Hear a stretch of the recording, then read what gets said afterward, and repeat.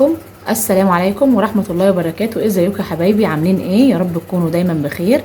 النهاردة بإذن الله تعالى هنعمل معاكم الجيلي، حاجة جميلة بقى كده ان شاء الله، ولأطفالنا ولنا وحاجة ساقعة نقدر نقدمها لضيوفنا، بتبقى جميلة قوي في الصيف وكل الأطفال بتحبها.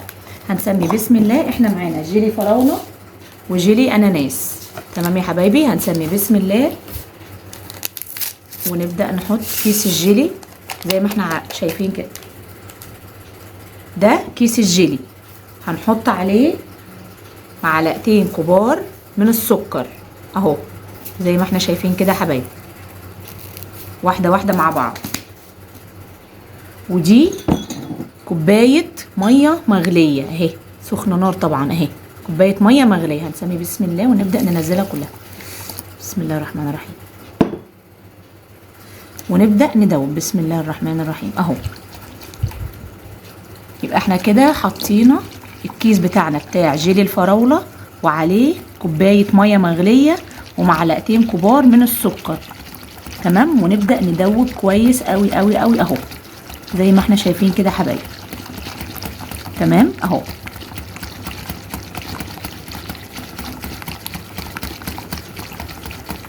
ندوب كويس جدا. بعد كده هنعمل ايه؟ هننزل كوباية مية ساقعة، مش باردة من الحنفية، لا مية ساقعة اهي.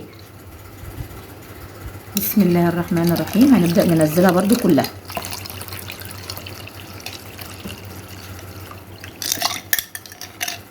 انا بس عشان حاطة تلج فيها اهو.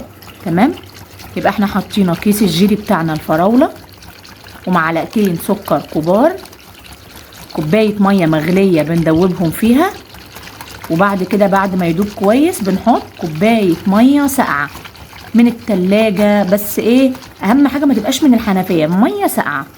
تمام يا حبايبي زي ما احنا شايفين كده. هنا يا حبايبي خلصنا جيل الفراولة زي ما انتوا شايفين كده. انا هبدأ احطه هنا في الشفشق ده. ليه؟ عشان هحطه جوه العلبة بتاعة مكعبات التلج.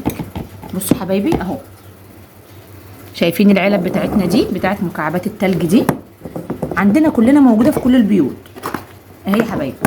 تمام، هبدأ اسمي الله واحط جواها كده، هيطلع شكله جميل بإذن الله. بصوا حبايبي اهو زي ما احنا شايفين كده.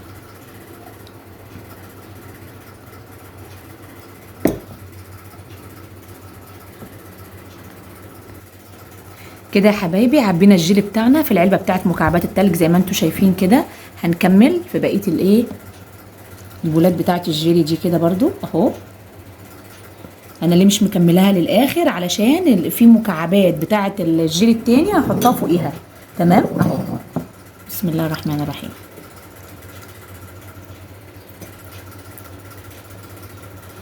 تمام يا حبايبي كده خلصنا مع بعض جيلي الفراوله.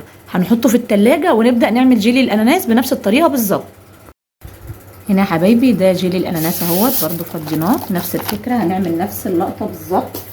هنحط هنا كمية السكر. بسم الله الرحمن الرحيم. هنا حطينا 3 معالق.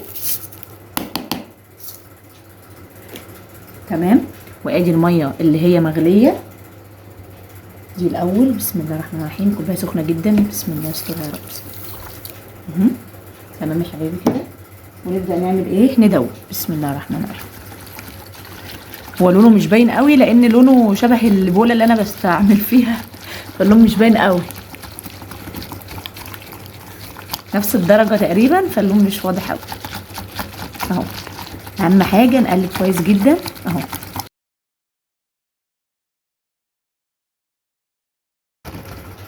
وهنا نبدأ نحط كوباية المية الساقعة. بسم الله الرحمن الرحيم. خلاص كده خلصنا احلى جيلي واسرع جيلي، ولادنا بيحبوه واحنا كمان، حتى الكبار على فكرة مش بس الاطفال يعني، كمان لو عندك ضيوف واطفال جايلك مع ضيوف ولا حاجه بتقدميه معاه، جميل جدا وسهل خالص، مفيش اسهل من كده. ميه مغليه، ميه ساقعه، والكيس بتاع الجيلي وشويه سكر عليه عشان ما يبقاش عادب او ايه تحس ان الاطفال مش حباه اهو. تمام، ونقلب كويس وننزل برضو هنا في الشفشق بتاعنا بسم الله الرحمن الرحيم عشان نصب طبعا زي ما احنا اتفقنا اهو.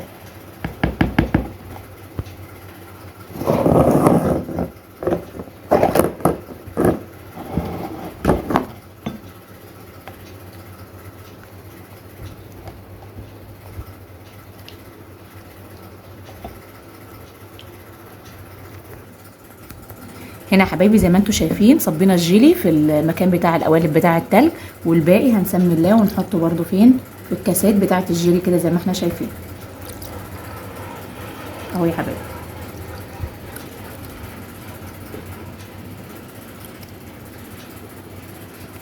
جري بقى على التلاجة اول ما يجمد واحنا جايين نقدمه هنرجع لكم تاني باذن الله.